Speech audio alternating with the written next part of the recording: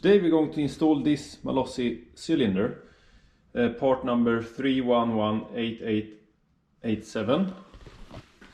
This is the cylinder. I mounted a exhaust hub already. Piston rod, some gaskets, piston rings, and then I ordered a separate head here for this.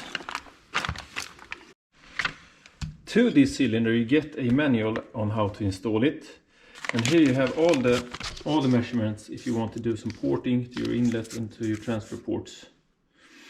I'm not going to do that. The only thing I've done is that I widened this port here because I don't think it's good from the factory.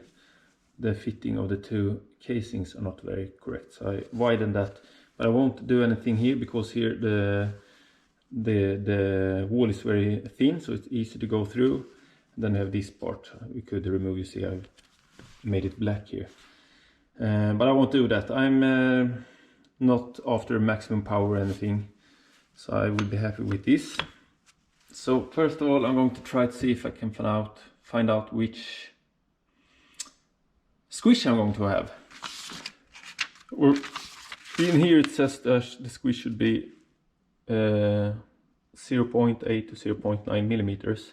So you get different gaskets for the bottom of the cylinder. So I'm going to figure out which one to use. I have 60 millimeter crank here, so I need a 1.5 millimeter distance gasket between the cylinder and the cylinder head also. I have that. Now I'm fitting the piston ring so I can put my piston in here. And if you look here at the manual, these rings can come in the wrong way, as you see here. So they are slightly like a downhill on the ring, which is impossible to see. But you can feel it. It's on this side. And I don't think you're going to be able to see this on the video.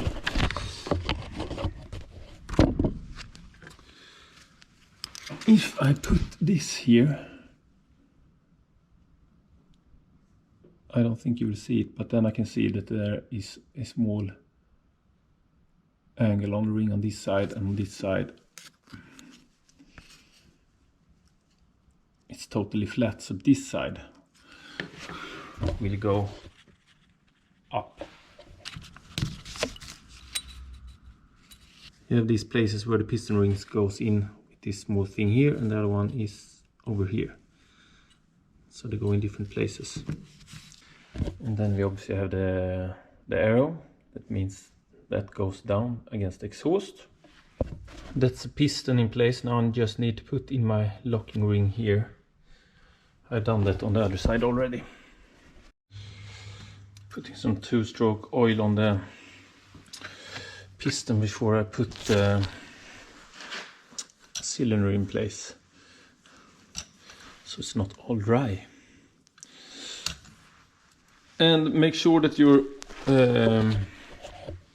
piston rings are in the correct position when you fit the cylinder. There. Here you can see that the piston comes out from the cylinder, and that's because I have a 60 millimeter crank. So that's why I need a 1.5 millimeter distance gasket here. This is the gasket with part number 9077400, and this is 1.5 millimeter made for this when you go up to 221. I don't remember what the squish band was on this head that I bought, so I'm just going to do the old-fashioned way and test it. So my 1.5 millimeter gasket is in place, and then we'll put this into place, and then we'll try with some soldering then and to see what the squish is. When you put this back, you want to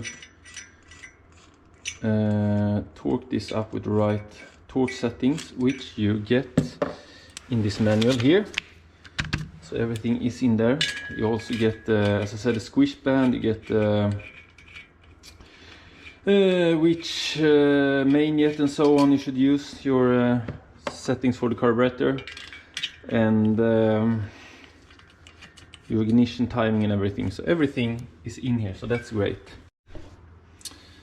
Here we have some soldering material, and this is 1.5 millimeters. So I put this in my cylinder. I put this in my cylinder like this, and it's important that you put this like this, not upwards or downwards to the side, till you feel the wall. And then you kick start it a couple of times.